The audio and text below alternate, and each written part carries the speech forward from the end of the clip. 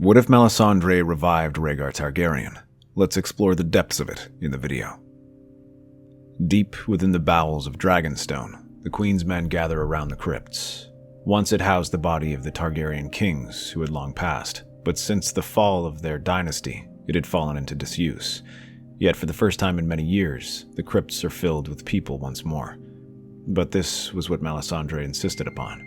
After the disastrous defeat on the Blackwater Bay, Stannis' forces are exhausted. Most of his men were slain or had gone over to the enemy. Those who remain are demoralized and look ready to leave their god and their king simply. This plan of yours better work, my lady. If it fails, not only will I go down in history as the man who failed to defeat the Lannisters, but also the man who desecrated the grave of kings. Have some faith, Your Grace. This plan was set in motion long before your crowning. The Lord of Light has chosen his servants well, and this one has been one of his most trusted. He will make a keen ally in the wars to come. As she says that, a tomb opens and 4 men reach down to pull out a corpse. This one is badly decayed, with little flesh remaining. His once handsome features have withered away, leaving only an empty husk, but there is no mistaking who he is. Not with that wound in his chest where Robert's hammer had caved it in. Rhaegar Targaryen. Yet his body has seen better days. Melisandre orders it to be cleaned and laid out on a pyre as she begins to mumble prayers. Soon enough, the entire castle gathers to watch what is happening. Since their retreat, men have had nothing to do, so many now gather to see what's going on. Even those who don't follow the Lord of Light are curious. Since time immemorial, the Great Other has watched us from the shadows, his icy claws grasping and threatening to take the life of our world. That is why the Lord of Light has sent his servants to guide us and ensure we do not forget what grants us life. And none of these servants is greater than Rhaegar Targaryen. Now we call upon the Silver Prince once again and beg him for his guidance.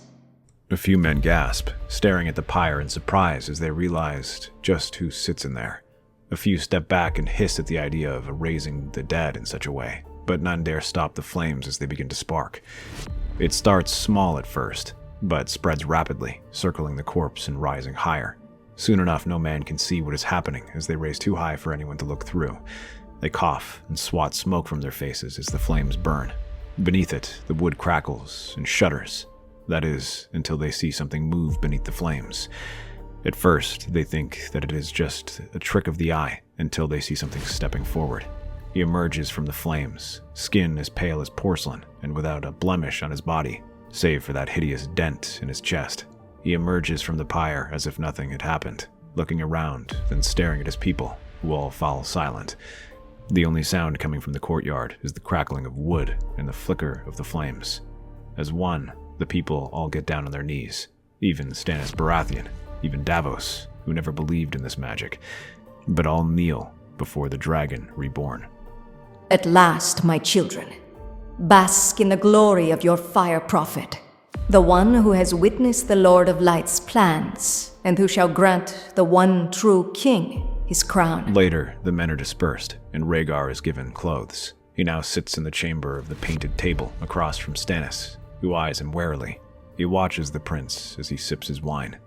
He and Melisandre had already consulted and begun formulating a plan. We fought against each other during the rebellion. I was in Storm's End. Ah, so you are Robert's brother. How fares the king? He's dead. Oh, apologies. Though I question why you did not bring him back instead. Because he was a terrible king. Though I question your competency as well. The Red Woman insists I trust you and hear what you have to say. Speaks of a great other and insists that you will know about it as well.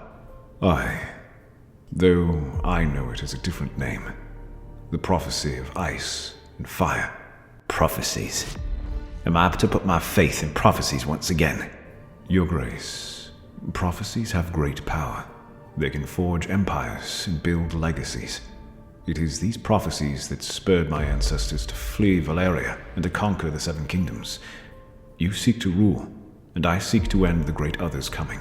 I do not see why they are unrelated. You would be the king of frost and ash if the others return. And a king cannot rule unless he defends his people. Rhaegar was loved across the realm, spoken of along with the likes of Aemon, the Dragon Knight, and Serwyn the Mirror Shield.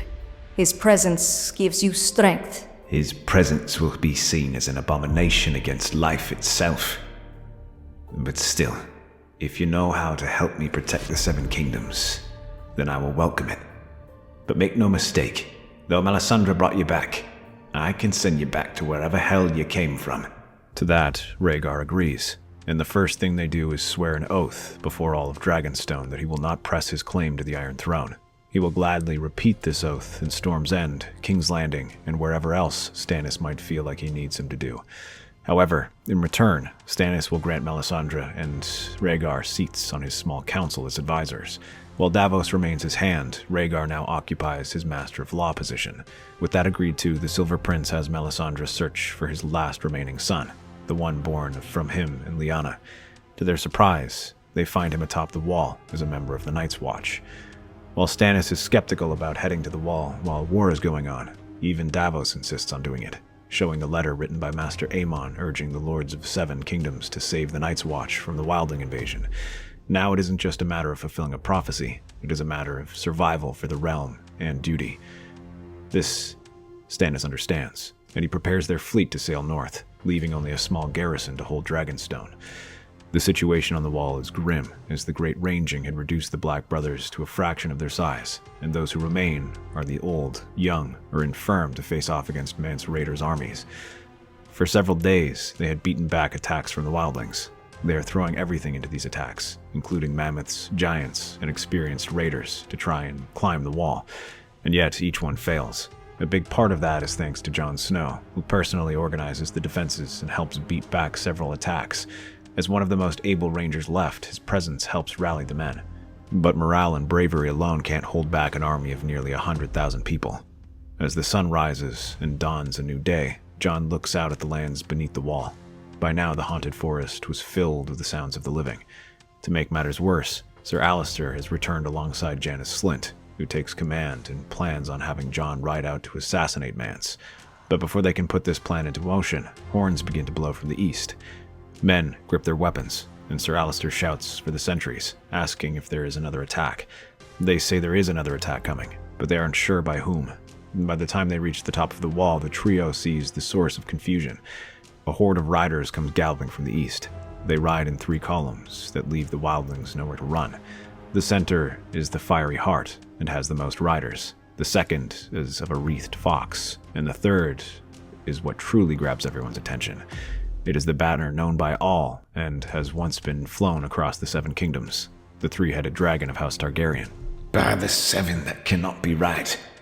I must be dreaming. They stare as these banners crash into the wildling horde and throw their men aside, running down the unarmored warriors who have never faced a disciplined cavalry charge in their lives. Chariots are overturned, footmen surrounded and crushed, and mammoths swarmed. Even the giants struggle to hold off this assault. It is less a battle and more a rout as they drive the wildlings back and even manage to capture the king beyond the wall. He is brought into Castle Black in chains, and the Night's Watch gets a look at their saviors. They are surprised to see Stannis, but many are stunned when they see his companion.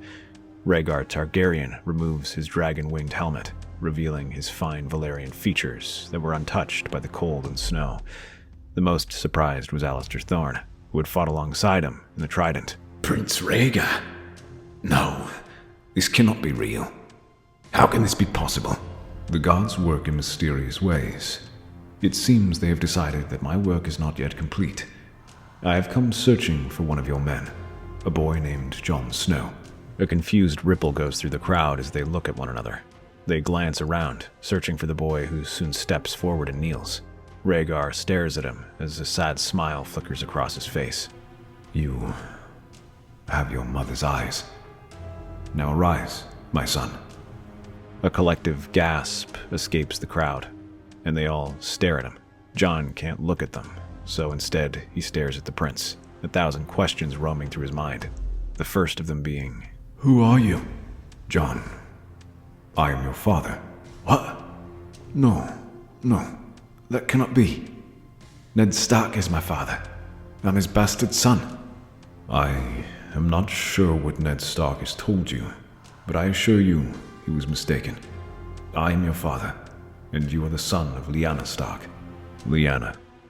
Jon's knees nearly buckle as he hears this. All this time he had thought himself a bastard, but instead he is the child of Lyanna Stark. He nearly laughs and cries at the same time thinking about it. None of that made any sense, and yet at the same time he understood it perfectly. He had never known his mother and assumed she was just a commoner. He assumed that Eddard Stark simply never told him because he was ashamed of his infidelity. But as Rhaegar touches his cheek, he can see the truth in his words. Jon rests his cheek against his hand and tries to shut his eyes as the tears come out. However, a family reunion is not the only reason why my army has come here. Melisandre clears her throat and tells them why the Free Folk are attacking. They are attacking because they wish to escape the White Walkers beyond the wall.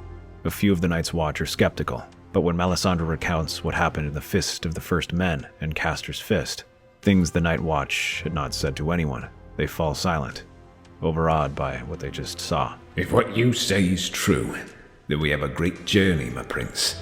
How can we be of service to you? My son, I need him with me. I understand he's already taken the vows, but perhaps as acting Lord Commander, you may release him from it, with the King's permission. In exchange, we will help you defend the wall and leave some men behind. Of course.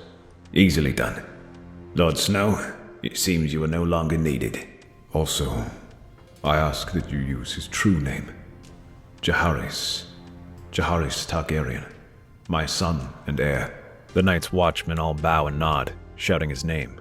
A few of them, the ones who had tormented him in the past, all appear bashful, most of all Janos, who squirms forward on his knees. Of course, Your Grace. Please, I beg for your forgiveness for any misunderstandings between us. Sure, you can understand that.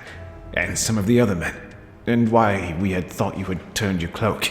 Jaehaerys looks at the begging man and suppresses a smile. Well then, as your merciful prince, I decree that anyone who has ever mistreated me shall be executed. Janos' eyes widen, and Alistair's face goes pale. A few others freeze and take a nervous step back. But then the former commander of the City Watch gets down on his knees, sticking his face in the dirt as he pleads for mercy. Behind them, Rhaegar chuckles, and even Stannis smiles. Well, this place just got interesting. I am just jesting. Stop crying. As Janos is taken away to finish blubbering, they continue to give them terms. Second is the wildlings. We have captured and killed many, but those beyond the wall cannot remain there. We must allow them through. If they remain there, they shall become fodder for the White Walkers' army. Send word to them that they shall be allowed through the wall if they lay down their weapons, and have their king released. He shall help ensure a smooth transition. They will also help guard the wall. This is met with more resistance, as not everyone is certain about working with the wildlings, much less letting them through the wall. But when Rhaegar gives his assurances that this is the only way, some begin to come around, and they agree. By the time they depart, their party grows once more. Maester Aemon, the old man, nearly collapses in tears as he feels Rhaegar's face, sensing the Valyrian features of him. As one of the last living Targaryens, they cannot bring themselves to ignore his pleas and allow him to accompany them on a litter as they make their way south. Jaehaerys provides advice on where to go, using his knowledge of the north. Instead of attacking Winterfell directly, he suggests they pass through the North Mountains to recruit the clansmen there. Seeing a king coming to visit them convinces them to offer their swords to him. When he descends the mountains, his army swells by thousands more, and several castles controlled by the Ironborn are recaptured, like Deepwood Motte and Torrhen Square. These victories help burnish Stannis' reputation, and many houses rally to his side, offering him supplies for their journey south.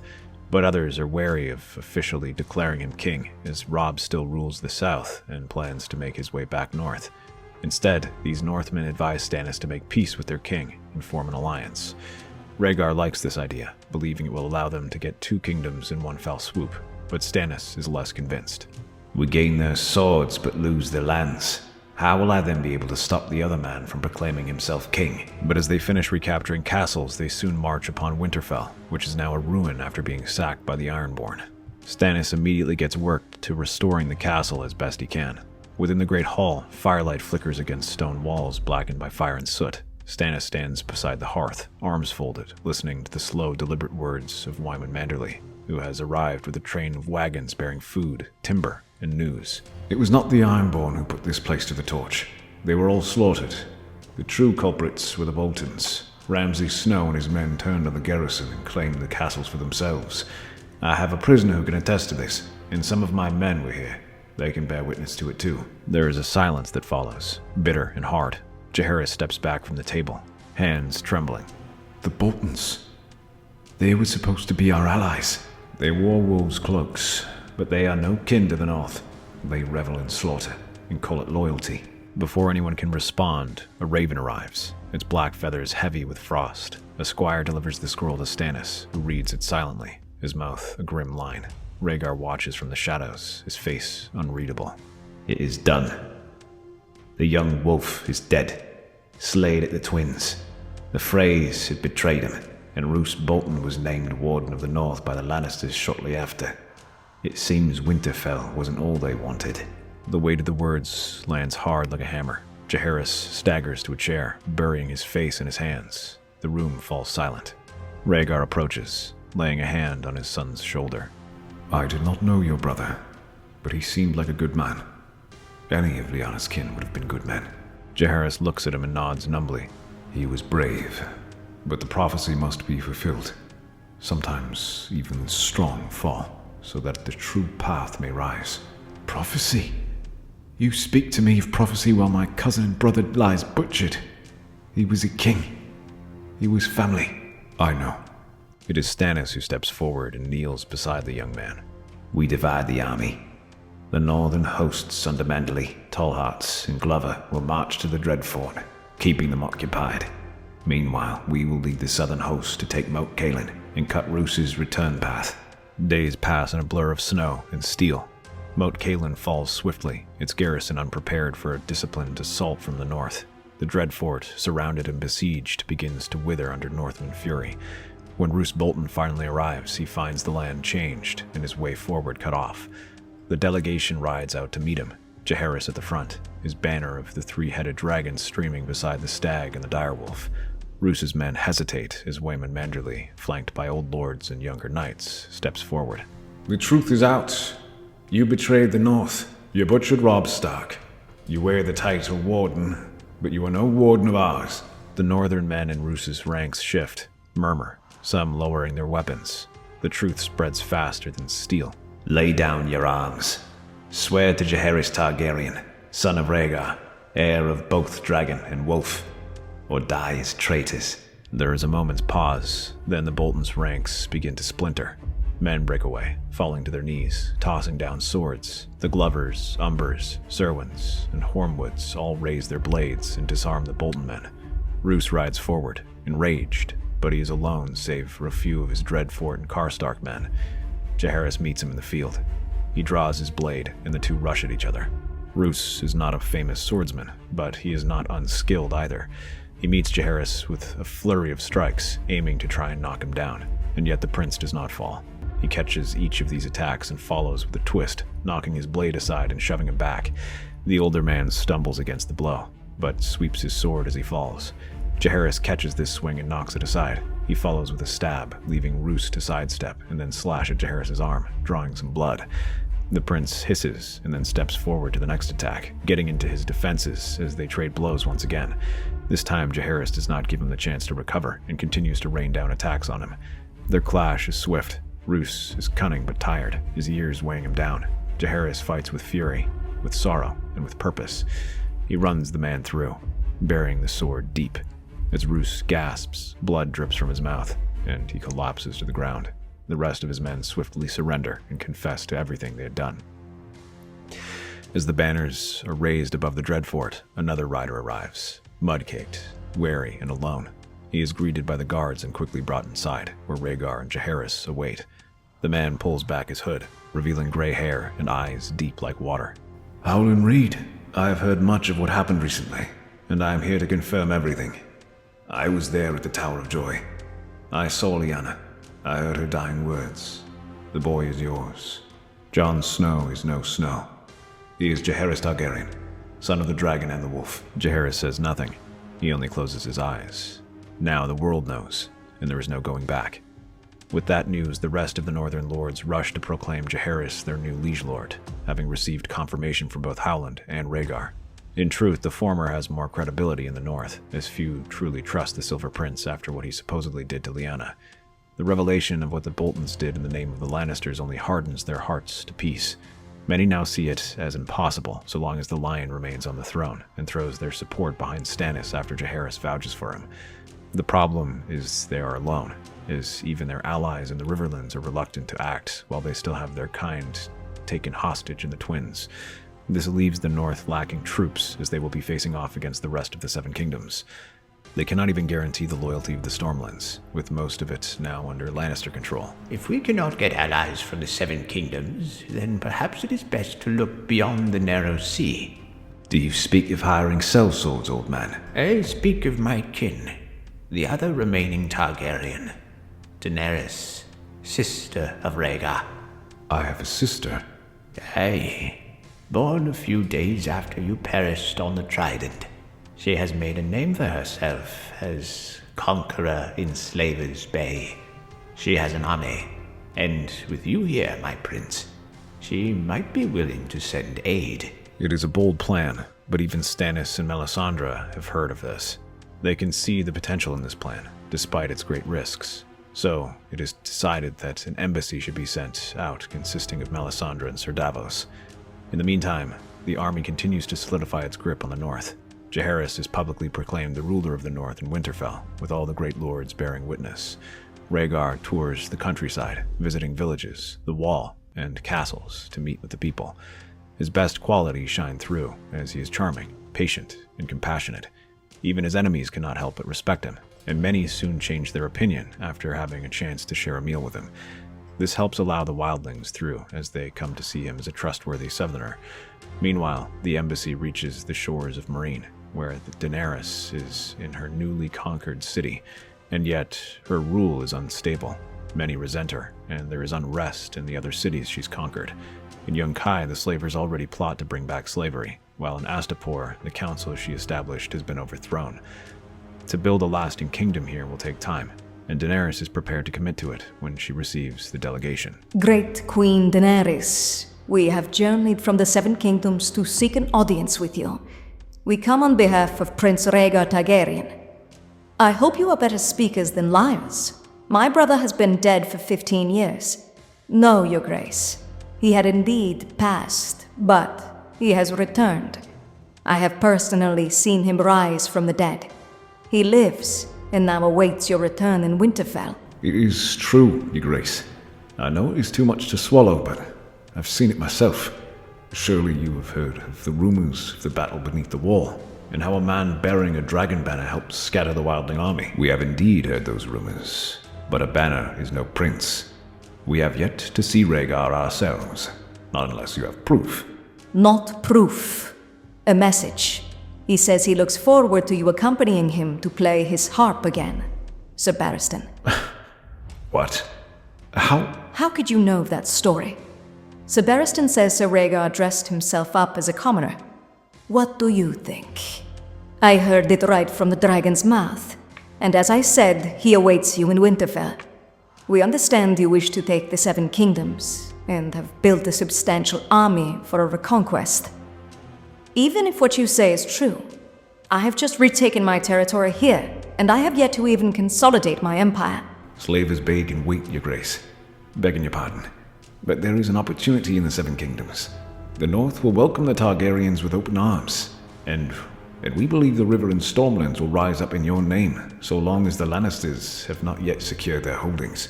That is not all. A great change is going to happen. One that will shake the Iron Throne to its core. You must be there to take advantage of it. If I leave now, I leave Slaver's Bay in chaos. The Yunkish have already gathered an army to retake this city. Your Grace, perhaps a portion of your forces can remain here, unsullied to train the freedmen. Even with what little time we have, it is not difficult to train men to hold walls. They sell swords as well.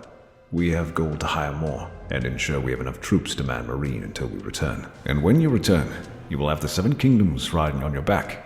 Weeks later, snowflakes dance in the wind as Daenerys Targaryen rides through the ancient gates of the Stark stronghold, her silver gold hair loose beneath a fur-lined cloak. Behind her, the Unsullied marches with silent precision.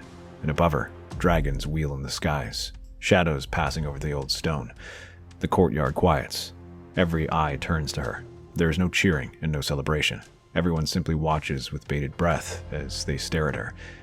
At the top of the steps, Rhaegar Targaryen waits. He is older than she remembers from portraits, but yet untouched by time, his face unmarred, his silver hair blowing softly in the breeze. The dent in his breastplate, worn openly, is the only sign of the wound that once killed him. His violet eyes are calm, haunted. Daenerys, my sister. She stares, breath caught, barely moving from her saddle. Daenerys realizes she's holding her breath and gasps. She doesn't wait for help to dismount as she slides off, running to his side. You. It's really you. How? Her steps toward him are slow, measured. She reaches out and touches his cheek. Warm, real, living. Her hands tremble. The courtyard is silent, save for the snow and the breath of dragons. By fire. And by purpose. Now come, child. We have much to discuss. Inside the great hall, a fire roars. Daenerys sits before it. Around her sit the lords who have gathered. Stannis Baratheon, Maester Aemon, Jaehaerys, and Rhaegar. And you are? My son, born of Lyanna Stark. So the rumors? Are rumors. It lives. The blood of the dragon. The line continues. I did not think I would ever see so many of my kin again. They drink. They speak of the path ahead. And then, the Raven arrives. Tywin Lannister is dead, killed by his own son at King's Landing after Joffrey's own death at his wedding party. This leaves the crown in disarray. The news is met with cheers and laughs from the gathered lords who celebrate the death of the two greatest threats to the realm. But this, the Iron Throne, is unguarded and presents a unique opportunity. If they strike now, they can seize the Seven Kingdoms from right under them. This is our moment. The North is rallied. The Riverlands bleed for justice, and the Stormlands may rise up in rebellion. If we strike now, we can crush the Lannisters before they solidify power. I brought ships, gold, soldiers, dragons. If the realm falls into my hands, I will use it to build a better one. This does raise the question. How does succession work? We have considered it carefully, and I believe I have come up with a solution. I have sworn an oath never to claim the Iron Throne for myself, so Stannis shall be my king while I serve as an advisor. As for succession, I had initially offered the crown to Jaehaerys, yet he is not interested in it. Winterfell is more than enough for me. So instead, my idea is that Stannis shall adopt you as his heir to ensure a smooth transition. It is for the best, too. My daughter has never been interested in ruling, but let us not talk about the crown before we have even won the kingdom. I recommend we strike now, taking our detachments. If we hesitate, Cersei and the Tyrells will act first. I will not see the throne handed to snakes. The long night draws near. We must send men beyond the wall, build outposts, search for the enemy before they strike. We must also consult prophecies in ancient texts.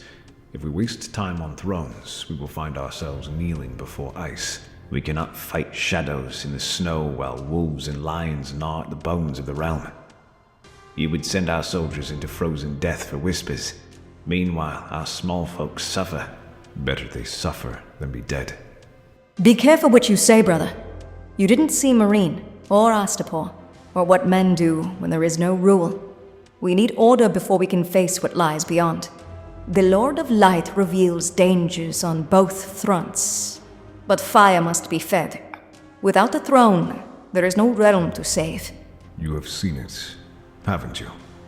The dead rising. I have. And I agree we cannot forget them. That's why we sent the wildlings to guard the wall. But we cannot fight both wars at once.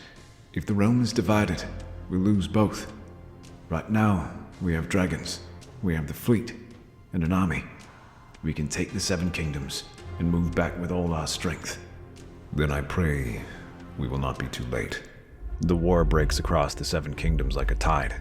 With Tywin Lannister dead and the Iron Throne exposed, the dragons fly, and so do their banners. Rhaegar, Daenerys, and Jaehaerys split their armies. Stannis leads the royal fleet around the coast, striking from the sea surrounding the Vale, which has thus far remained neutral, while Daenerys and Jaehaerys push hard through the riverlands, first capturing the twins with fire and claw. At first, the Freys close themselves off in their castle, believing they have the means to withstand a long siege, but that is before the dragons fly overhead and rain fire on them. Through the smoke, wildling warriors and giants come rushing into the castle and overwhelm the defenders. They scale walls and batter down the gates, allowing them to seize the castles. The Freys are executed, something that lasts throughout the night. As the last head rolls, the Northmen and riverfolk they captured are released, and almost overnight, the Riverlands rise in rebellion. Rhaegar watches from a distant hilltop, his cloak still, and his eyes skyward, tracing the smoke as though it were a constellation. He jots down notes along with the other Queen's men. The campaign presses eastward, reaching the ruined walls of Maidenpool as town after town falls, with many gates opening to them. But Maidenpool is garrisoned by Lannister and Reach soldiers, forcing them to fight. The siege is short but brutal as they fight to the last, at least until the gate is breached and the men storm inside. Lannister royalists flee, and no great battle follows, but what they do find inside are the consequences of years of war. Emaciated children, mothers clinging to still warm corpses, and roads slick with blood and rot. Jaehaerys dismounts first, holding out water skins from his saddlebag. Daenerys orders her men to establish supply lines, to begin repairs to the infrastructure, and to bury the dead. Rhaegar remains on the high ridge above the town, parchment in hand, sketching the stars and strange symbols. A battered knight approaches with reports of starvation. We've no bread left. The children are dying. Rhaegar doesn't look up. Inform the Riverlords to send what they can spare. We cannot afford to deduct anything from our stores. If there is nothing to be found, then there is nothing to be done. Better they pass now than rise again as whites. Despite that, Rhaegar's name holds power. As the war expands, many knights, young and old, rush to join him. They ride hard for his name alone and pledge themselves to his cause, and many are killed by the Lannisters in retaliation. They send their raiders to strike at the lands of those who dared declare for Stannis and Rhaegar, showing the price for crossing the lines. Among them is Sir Arlen Fell, one of Rhaegar's old followers from the rebellion, who had somehow survived 2 kings and 3 wars. His body is wrapped in the banner of House Targaryen and lowered into the earth with honor. Daenerys says a prayer. Jaehaerys kneels. Stannis, rain-soaked, places his gloved hand on the knight's sword and whispers thanks for his loyalty. Rhaegar does not attend. He sits beneath a tree by the sea, a short distance away, fire crackling beside him, his gaze fixed on flames that only he seems to understand. He urges Melisandre to try and glean something from it. He followed you across the Trident. He died for your name, and you couldn't even bury him. If the fires are right, he will rise again, when the last war is fought. I do not mourn what will return. He mourned you when you died, and celebrated when you returned. Go easy on your father, my prince. Returning is not as simple as it seems. The stranger must have his dues, and if you return, it takes a piece of you when you come back. For some, it might have taken more. The Vale resists, but not for long. They have little love for the Lannisters and resist only out of principle. Daenerys and Jaehaerys bring dragons as Jaehaerys mounts Viserion. They fly towards the Bloody Gate as his armies assemble below. Stannis and his ships move to port, and soon the Vale yields. But as they storm the Eyrie, they are stunned to discover Sansa among the household, pretending to be Littlefinger's daughter. They had escaped during the chaos of the capital. Hearing how he hid her from the 7 kingdoms, the Vale rallies and executes Littlefinger. Then, one by one, they offer knights. Some call it a miracle, others call it justice. Rhaegar calls it convergence. Stannis sails south, striking Storm's End. The Baratheon banners are raised again. Old houses return to his side. Meanwhile, Daenerys and Jaehaerys lead the main host west into the Reach. They expect to find fierce resistance. They find golden banners instead. The Golden Company rides into their camp under the flag of truce. Their commander, Jon Connington, kneels before Rhaegar. I served you once. I will serve you again. This time I will not fail. I bring your other surviving son. You have always been a loyal friend, Jon, and I thank you for this. He looks at young Aegon, staring into his eyes and then nodding as he pats his head. Behind them, 10,000 swords swear to the dragon's flame. But the Lannisters do not yield. Under Cersei and the remnants of the Tyrell alliance, they launch counterattacks. The field at Acorn Hall is soaked with Targaryen blood. At Ashford, hundreds of wildlings are butchered in retreat. The dragons cannot be everywhere at once, and they strike where they aren't. Mace Tyrell is careful, studying reports of dragon sightings and attacking where they aren't, then moves his forces out to confront them. This allows them to face the army on even footing, where the better-equipped Lannister forces and the more numerous Tyrells can fight them. 3 times they make a push into the Crownlands, but Matthias Rowan beats them back. Meanwhile, in the Reach, even the vaunted Golden Company faces off against Randyll Tarly, who checks their advances. Sir Forley Prester even launches several counter-raids into the Riverlands. In war councils, Rhaegar offers prophecy, charts of moon cycles, predictions. He speaks of winter's breath rising in the north. Our men are dying now. You speak of stars, but they bleed for you in the mud. I do not fight this war for them. Then who do you fight for? He does not answer. That night, Jaehaerys enters Rhaegar's tent and finds the prince asleep, his journal open. It is filled with celestial drawings, ancient sigils, and the name Azor Ahai, repeated over and over. There are entries comparing Daenerys to Nissa, Jon to Lightbringer, himself to prophecy incarnate. Jaehaerys flips through until he finds one page. I saw him in a vision, a boy with my face and her eyes. I will end the darkness, but only if the stars align. He cannot yet rise. The time is not ready. Jaehaerys closes the book. His father didn't come for him because the stars weren't ready. The tide of war crashes west to the east. The Lannisters, bolstered by Tyrell golden banners, rally at Bitterbridge and Tumbleton, fighting off several smaller attacks and crushing some smaller armies. This buys them time to fortify the capital, but the dragon banners keep advancing. They can fend off armies with reasonable effectiveness, but against dragons there is no chance, and they only need to encounter them once to finish off an army. Soon, Lord Rowan goes up in flames. Randyll Tarly must retreat in disgrace one final time, and Sir Prester locks himself in the Golden Tooth. House Martell, long silent, finally breaks their neutrality. Arianna Martell rides at the head of a desert host, her colors flying beside the red and black of Targaryen. They receive a letter explaining their reasons. For Elia, for vengeance, for the realm. Rhaegar greets them with a nod, and little else. No apology, no tears. He says nothing of Elia. Arianna watches him from a distance, unsure if the man before her is a hero or a ghost. Rhaegar becomes a stranger among allies. The men who once followed him during Robert's rebellion now turn to Daenerys and Jaehaerys for leadership. Rhaegar offers only vague prophecy, grim warnings, and distance. He seems distant at the best of times and cold at the worst. In council, he speaks rarely. He eats alone. He trains without a partner. Even Stannis begins holding war council without him. He was what helped unify their coalition, but now they seem to be bounded on their own. Even Jon cannot believe this. While Rhaegar always seemed to have some distance, he was capable of great compassion. Something within him has changed. Yet his advice is not needed as the Lannisters retreat to the capital. Tyrell forces falter. The Stormlands rise for Stannis. Cersei Lannister sees the inevitable coming, but she will not surrender.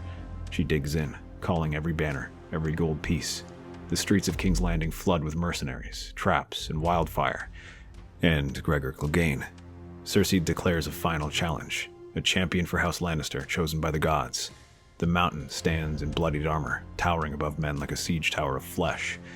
Before the gates of King's Landing, the champions meet. The massive knight emerges and gallops around the gate, silently daring anyone to challenge him. And then, Jaehaerys sends someone forward, who runs to meet him. Sir Gregor spurs his horse forward, aiming directly at the creature's neck. But as he sees him approaching, he hesitates and realizes the creature is not human. His shape grows larger and continues to grow until he towers over him. One of the giants rushes to meet him. Gregor lands one blow, a crushing swing that dents one's armor, but does not drop him. One grabs him with both hands, lifts him in the air, and tears him in two. The morale of the city shatters. The dragons fly and unleash fire atop the walls, burning men as they rally and try to loose arrows, their flames burning the shafts and quarrels before they can even fly, and leaving the army to advance with almost no pressure. The Golden Company rushes in first. They are eager to prove their worth, with Aegon leading the charge. Rams batter down the gates while men scale the burning walls, fighting through the screaming men to gain access to the walls. The city's gates open in chaos, many begging for mercy. There is fire, but it is controlled.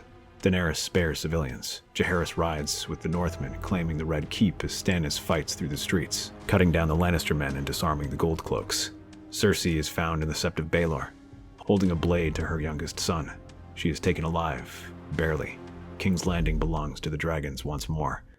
While the Golden Company and Aegon search for him, looking for praise from the prince, Rhaegar has already left.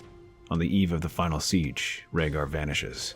He leaves behind only a letter, sealed in dragon wax. I've seen the truth at last. He waits beyond the wall. The raven calls. The boy, Bran Stark. He is the key. I ride now, not for a throne, but for the fire that lies beneath the snow. Daenerys reads it and says nothing. Jaehaerys burns it in the fire. Rhaegar rides alone through blizzard and storm, his cloak whipping behind him. He wears no crown now, only a sword, a satchel of scrolls, and the name Azor Ahai on his tongue. He rides beyond the wall, following a pull he cannot explain. Days pass, then weeks. Snow deepens, yet he does not stop. He finds the cave, hidden in a thicket of twisted root and ice-covered stones. The ravens watch from above. Inside waits Bran Stark, pale and thin, his eyes milk white as he stares into a world Rhaegar cannot see. Dead things trail behind. Rhaegar unsheathes his sword, but he feels something beckoning him to remain where he is. The Whites are waiting. Rhaegal's arrival has drawn them. Bran watches, seated in silence, surrounded by ancient weirwood roots. Within the roots is the three-eyed raven, a shriveled man half fused with the tree, his voice a whisper from beyond time. You seek meaning. At last you are where you belong. Was this always my fate? To abandon the realm I swore to save? You did not abandon it. You showed me how to live without you. That too is salvation. Outside, the dead begin to climb the cave walls. The shrieks grow louder. The magic at the door begins to wane. Yet the children of the forest continue to fight, desperately buying them time. Then what must I do? Keep him alive. All else is ash.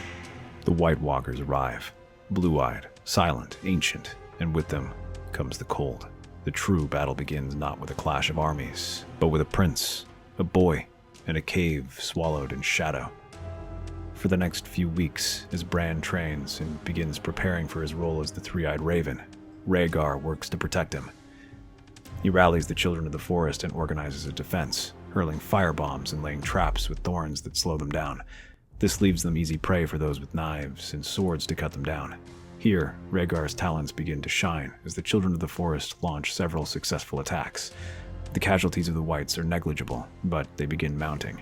Rhaegar himself is at the center, sword flashing left and right. His skill with arms is impressive, and he cuts through the clumsy Whites with ease with a dragonglass blade provided to him by the children. As this happens, Bran's training quickens. The Three-Eyed Raven hurriedly transfers memories and teaches him about the power of the green sight. All the while, battle above them rages. It is a desperate struggle as they hear the struggle getting closer and closer. The children of the forest take heavy losses, and their numbers are wiped out. But after a few more days, the Raven at last determines that he is ready and urges Rhaegar to take Bran away. But now, they have been there for weeks, and the exhaustion and fatigue showed in Rhaegar. His face is haggard and his eyes sunken, but they gleam with determination. He takes Hodor and urges them to follow him, having him carry Bran out through one of the smaller cave entrances, while the remaining children make their last stand. They hear the sounds of the dying behind them, and he closes his eyes, shaking his head at the dead. But they do not get far, as the Whites soon spot them. The dead shriek and descend upon them from the forest. Rhaegar's sword flashes and cuts through their ranks, trying to hold them off while Hodor makes his escape. Though many fall before him, their numbers are endless, and they find themselves surrounded. Then, the horn sounds. Riders crest the hill, banners flapping, the direwolf, the stag, and the seven-pointed star. At their head is Sir Alliser Thorne, face grim, eyes cold. Behind him, northern cavalry slams into the ranks of the Whites. Steel meets rot, flames meet ice. The snow turns red. Davos rides at the head of the second wave, flanked by Glover and Mormont men. They were sent ahead to help fight beyond the wall and secure Rhaegar. Protect the prince. The prince collapses to one knee, blood running from a dozen cuts, but lifts his sword again. He takes the knight's hand, and the two ride off. Together they carve a path back towards Castle Black. Hodor carries Bran atop one of the halls. The gates of Castle Black close behind them with a groan. Men pant, some weep. Half of the rescue force lies dead or dying in the yard. In the courtyard, Jaehaerys waits, flanked by Daenerys, Aegon, and the northern commanders. Rhaegar dismounts, body trembling. You arrogant, selfish fool. What possessed you to pull such a stunt like this? You left without a word. You abandoned us at the edge of victory for a vision. How many more need die for your destiny? I saw what was coming. The Raven called. Bran was the key. And it never occurred to you to tell us any of this? What of the men dying in the mud outside King's Landing? You speak of futures, but ignore the blood on the ground beneath your feet. I thought I was saving the realm. You say that over and over, all the while the realm bleeds, all while you keep your head in the stars. Then the ground shakes. A deep, unnatural howl echoes across the north. They're coming. The Raven is dead. The wall's magic is broken. That night, the army of the dead descends upon Castle Black. With the magic gone, the wall offers no protection, only height, and ice, and stone. Whites climb by the hundreds, pulling themselves up with clawed hands and broken weapons. The defenders, unsullied wildlings, Northmen, and Southerners, a motley force of hastily assembled troops that the royal fleet ferried. Dragons sweep the sky, burning through waves of the undead. Jaehaerys soon joins them as Aegon commands the wall with Jon Connington. The Golden Company helps to guide them. For days, they hold off, buying time for more men to arrive, ignoring their wounds and exhaustion. Many men fight without rest, without the chance to eat, as the Whites simply keep coming. They feel no exhaustion, no hunger. They only crave destruction. The same isn't true for the defenders. Some simply collapse from exhaustion, unable to move any further. Even the dragons grow tired. Viserion is wounded. Rhaegal falls from the sky before pulling up at the last moment. Stannis stands atop the wall, commanding ballistas and oil pots, face caked with blood and ice. Jon Connington loses 3 fingers to frostbite. Gendry is among the wounded, tending to the flames below. Lord Beric loses half his men as he holds back an attack. Even the steady reinforcements arrive cannot staunch the wound. It simply bandages it. The dead break through the outer guard. Men begin to fall back. Despite Stannis' best efforts to rally their men, they cannot beat back the tide of the undead. Even the elite Golden Company struggles to keep them back. Soon they realize that they may need to retreat as their position has become untenable. Within the keep, the commanders gather for one last breath. They'll overwhelm us by dawn. We're out of fire. They've overrun the towers. Then we use the wildfire we have, burn down the gates and the castle behind us, and then set fire to everything between here and Winterfell. Then Rhaegar stands. I will go, take the field and draw them out. Buy you what time I can. You'll die. I've already died once. At least this time, it will be with purpose. They try to stop him, but he goes. He dons his armor and takes a dragonglass blade in each hand. As he passes Bran, the boy reaches out and touches his wrist. You'll finally see. Rhaegar walks into the snow, and then runs. The dead turn to him like a beacon. Thousands follow until they run into a storm of feathers as ravens, crows, and sparrows descend upon the Whites and peck at them. They fall by the hundreds, until they outnumber the stars in the sky. They are small and dart between the Whites, swarming and tearing at them, providing Rhaegar some relief. He fights through them like a storm of fire and steel. His eyes blaze. In contrast to the quiet man people remember, he is now a storm unleashed, swords flashing as he rains down attacks on them, his body moving on pure instinct as he lets momentum and surprise carry him forward. In the distance, the Night King steps forward. Rhaegar charges. He does not stop, but spares a glance behind to look at the people. He watches them atop the wall, battling the dead who swarm at them. They look so desperate and helpless, yet also filled with life as they shout defiantly at certain death. Though their numbers are depleted, the ground is littered with the dead.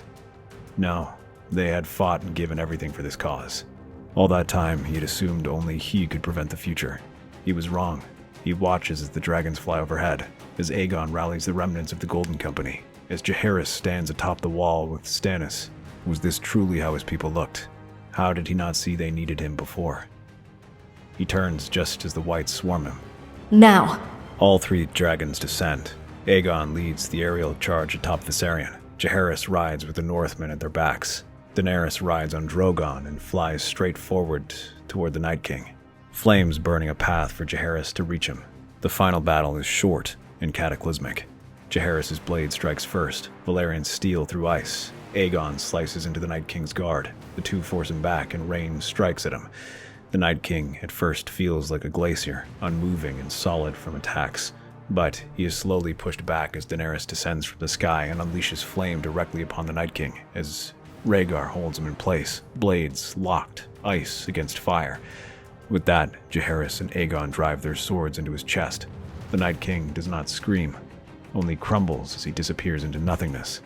With that done, the people of the Seven Kingdoms begin to rebuild. As agreed, Stannis is named King of the Seven Kingdoms, with Daenerys as his heir. Jaehaerys is happy to remain the Lord of Winterfell, while Aegon marries his aunt to secure his claim. But Rhaegar chooses to renounce all his titles. As he looks upon the stars once more, he finds no wisdom, no prophecies, and for the first time, he can enjoy their beauty. This leads him to make a decision, and begins to journey across the Seven Kingdoms to explore what they have to offer.